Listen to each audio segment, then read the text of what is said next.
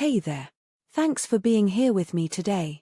I want to dive into something that could completely change the way you see yourself and the world around you. It's a concept I like to call the Trinity within.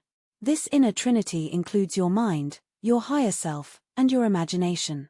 Each of these parts has its own unique role, but here's the twist: when they work together, they're actually shaping the reality you experience every single day. Now, I know that sounds pretty big, right? But hang with me, because understanding this can help you harness your own power in ways you may never have considered. So let's break it down, starting with the mind. The mind, your analyzer and protector. Think of your mind as the analyzer. It's that part of you that keeps things in order, evaluates situations, and makes sense of what's happening. The mind is always on the lookout for anything that might be a threat or a risk, so it's super practical and very focused on the here and now. But here's the thing: while the mind is amazing, it's also a bit of a worrier. It tends to keep us in familiar territory, where it feels safe, even if that means sometimes holding us back from stepping into something new. So, recognizing the mind as the protector helps us see its value without letting it dominate.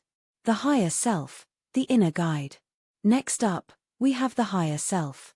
If the mind is busy working things out, the higher self is more like that wise, calm voice that just knows what's right for you. It's the part of you that's connected to a greater sense of purpose. When you feel deeply aligned or have that gut feeling that something is right, that's your higher self stepping in. The higher self doesn't overthink things, it just has this quiet confidence.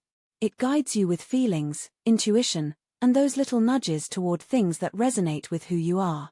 So, while the mind is practical, the higher self is more about trusting and letting go of control.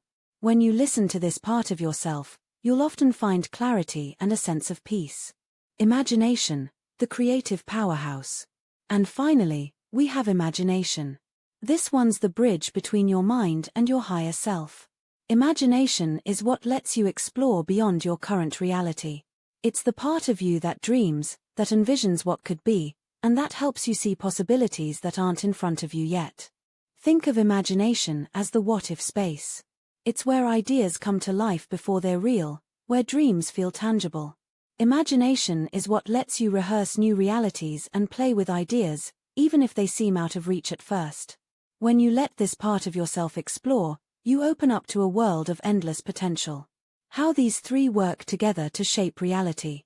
So, how do the mind, higher self, and imagination work together to shape what you experience in the outer world?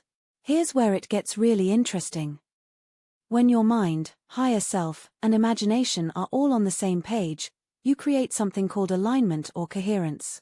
This alignment is powerful because it's like sending a clear signal to the universe about what you're ready to experience. You're not just thinking or wishing for something, you're actually preparing yourself mentally, emotionally, and even energetically for it to become your reality. Think about it: your mind gives structure to your thoughts and helps you figure out what's realistic. The higher self directs you toward what feels authentic and fulfilling, and imagination brings a creative spark, letting you see and feel what's possible. When these three parts of you are working together, they're constantly influencing your decisions, your actions, and even the way you see opportunities around you. Why this matters? Here's why this matters: because so often, we live with parts of ourselves that are disconnected or even in conflict. The mind might be focused on what's practical, while the higher self is pushing you toward something that feels right but isn't logical, and imagination may be dreaming way beyond what feels possible. But when you acknowledge and bring these parts into harmony, you create a sense of wholeness. And here's the cool part: there's actually science behind this.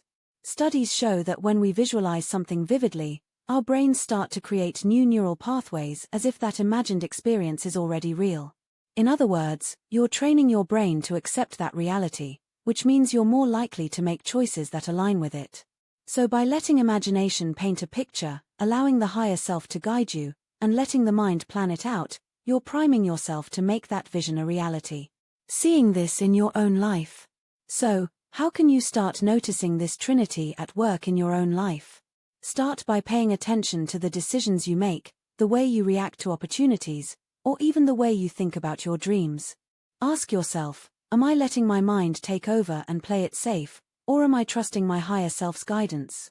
Am I giving my imagination space to create, or am I holding back because it feels unrealistic? When you start to observe these different parts of yourself, you'll notice when they're working together and when they're in conflict. And the more you align them, the more you'll see that your outer world starts to reflect this inner balance. Opportunities start to line up, you feel more confident in your path, and even challenges feel more manageable. Final thoughts.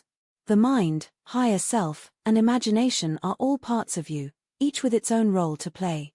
When they work together, they're not just helping you feel more balanced, they're helping you create a life that feels aligned with who you truly are.